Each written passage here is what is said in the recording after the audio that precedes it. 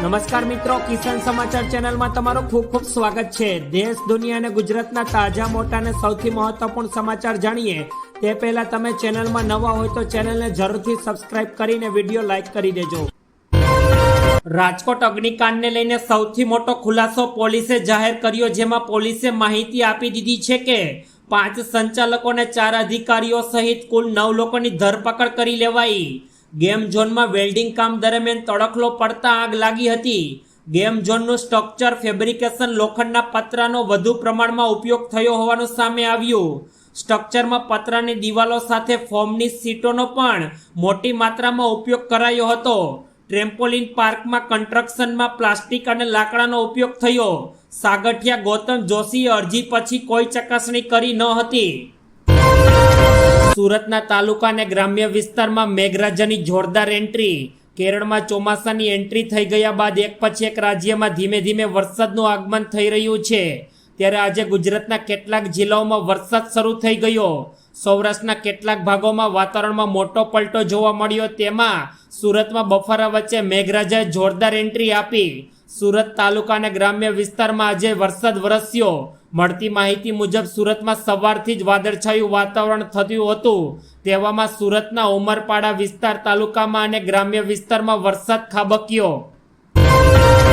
Rajkot civil હોસ્પિટલમાં તબીબ અને દર્દીના સગા વચ્ચે ગઈકાલે જોરદાર બબાલ થઈ ગઈ। તબીબો આજે હોસ્પિટલ પરિસરમાં સૂત્રોચ્ચાર પણ કર્યા। રેસિડેન્ટ સ્થાનિક ડોક્ટરોએ વધુ સુરક્ષાની માંગણી કરી, તો તબીબોનો પણ આક્ષેપ છે કે મેનેજમેન્ટના અભાવે હુમલો થવાની ઘટના બને છે। તાત્કાલિક સારવાર વિભાગ દ્વારા વધુ સુરક્ષા કડક કરવી જોઈએ તેવી તબીબોએ માંગણી કરી છે।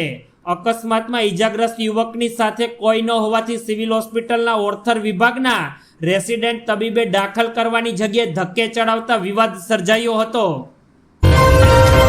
છોટાઉદેપુરની ઓરસંગ નદીમાં આવ્યા નવા નીર। ઉપરવાસમાં મધ્યપ્રદેશમાં પડેલ વરસાદને પગલે ઓરસંગ નદીમાં નવા નીરના આગમન થયા છે। છોટાઉદેપુર જિલ્લાની જીવાદોરી ઓરસંગ નદીમાં નવા નીર આવતા આડા બંધ ઉપરથી પાણી વહેતા થઈ ગયા। ગઈકાલે છોટાઉદેપુર તેમજ ઉપરવાસ મધ્યપ્રદેશમાં પડેલ વરસાદને પગલે ઓરસંગ નદીમાં નવા નીર આવ્યા, જેને કારણે ખેડૂતોમાં ખુશીનો માહોલ છવાઈ ગયો છે। બનાસકાંઠામાં વધતા જતા કોલેરાના કેસને લઈને શહેરીજનોમાં ફફડાટ। પાલનપુરના કોટ વિસ્તારમાં વધુ 19 ઝાડા ઉલટીના કેસની તંત્રએ કોલેરા નિયંત્રણ લેવા રાજગઢની ટાંકીનું પાણી બંધ કર્યું, છતાં કેસ અંકુશમાં આવ્યા નથી।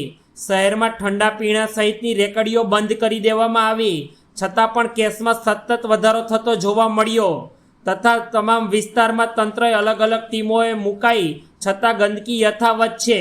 દિવસે ને દિવસે પાલનપુર કોટ વિસ્તારમાં વધતા જતા કેસને લઈને શહેરીજનોમાં પણ ફફડાટ વ્યાપ્યો છે।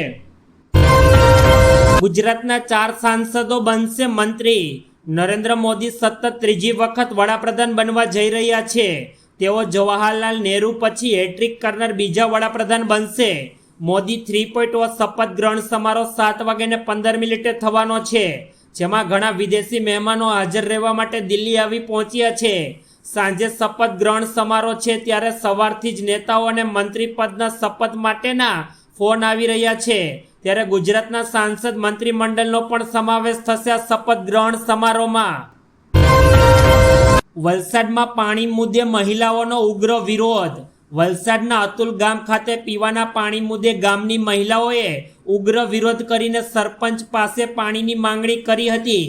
ગામથી રેલી કાઢીને સરપંચના ઘરે પહોંચેલી મહિલાઓએ હલ્લાબોલ કરીને સરપંચની હાજરીમાં જ મટકા ફોડીને વિરોધ નોંધાવ્યો હતો, તથા 3 થી 4 ફળિયામાં દૂષિત પાણીથી સ્થાનિકોમાં પણ રોષ છે। સમગ્ર ગામની મહિલાઓ ભેગી થઈને રેલી કાઢીને સરપંચની ઘરે જઈને પાણીની માંગણી કરી હતી। રથયાત્રા 2024 અમદાવાદ મામેરાની આમંત્રણ પત્રિકા તૈયાર। 7 જુલાઈ 2024ના રોજ ભગવાન જગન્નાથની રથયાત્રા યોજાશે, જેમાં અમદાવાદમાં જગન્નાથ મંદિર દ્વારા તૈયારીઓ આખરી ઓપમાં આપવામાં આવી રહી છે। 147મી રથયાત્રાનું મામેરું કરવા પ્રજાપતિ પરિવાર ઉત્સાહમાં છે, તો ભગવાન જગન્નાથનું મોસાળ કરવા યજમાન પણ સજ્જ થઈ ગયા છે। ભગવાનના આગમન પૂર્વ વિવિધ કાર્યક્રમોનું આયોજન કરવામાં આવ્યું, યજમાન દ્વારા શોભાયાત્રા, મહેંદી રસમ અને ભજન કીર્તન અને ભંડારાનું આયોજન કરાયું છે. ભાવનગરમાં એસકે બેગની 5 દુકાનોમાં સર્ચ ઓપરેશન હાથ ધરાયું. ભાવનગર શહેરમાં આવેલ સ્કૂલ બેગના શોરૂમની 5 દુકાનોમાં એસજીએસટી વિભાગના દરોડા પડ્યા. ભાવનગરમાં આવેલ એસકે બેગની 5 દુકાનોમાં એસજીએસટી તંત્ર દ્વારા સર્ચ ઓપરેશનની કાર્યવાહી કરાઈ.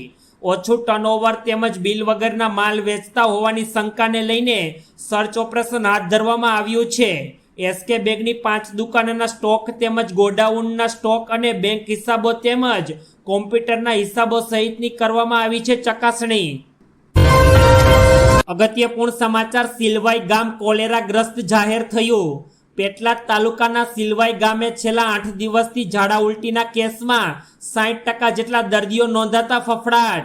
કોલેરા અને આજુબાજુના 2 કિલોમીટરના વિસ્તારમાં આવતા ગામો કોલેરાનો ભયગ્રસ્ત જાહેર.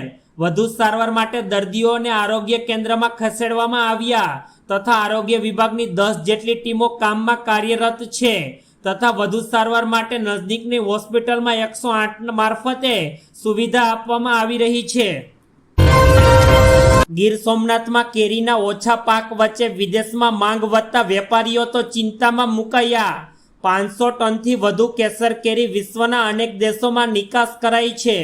ઓછો પાક હોવા છતાં ઊંચા ભાવને કારણે સ્થાનિક મધ્યમ વર્ગ ભીમી ગેરસના પર્વ પર કેરી ખરીદી શકશે નહીં, તો વિશ્વના અનેક દેશોમાં ઊંચા ભાવ સાથે પણ કેસર કેરીની જબરી માંગ ઉઠી છે, જેના કારણે ઓછી કેરી અને વધુ ભાવ વચ્ચે કેરી સમય મર્યાદા ટૂંકી બનતા કેસર કેરીના રસિયાઓ માટે આ વખતે કેરી મળવી થોડી મુશ્કેલ બનશે. મોદી સરકારમાં ફરી એકવાર મંત્રી બનશે અમિત શાહ. દિલ્હીમાં કેન્દ્રીય મંત્રીઓ નરેન્દ્ર મોદીની નવી સરકારમાં મંત્રીમંડળમાં સામેલ થશે અને શપથ લેશે. અમિત શાહની વાત કરીએ તો અમિત શાહ નરેન્દ્ર મોદીની ખૂબ જ નજીકના અને વિશ્વાસુ માનવામાં આવે છે. અમિત શાહના રાજકીય કારકિર્દીની ગુજરાતમાંથી શરૂઆત થઈ. તેઓ અમદાવાદમાં ધારાસભ્ય પણ રહી ચૂક્યા છે. નરેન્દ્ર મોદી ગત સરકારમાં અમિત શાહ પાસે કેન્દ્રીય ગૃહપ્રધાનનું ખાતું હતું. અમિત શાહ 7,10,000 વોટથી આ અમદાવાદની સીટ પર જીત્યા છે.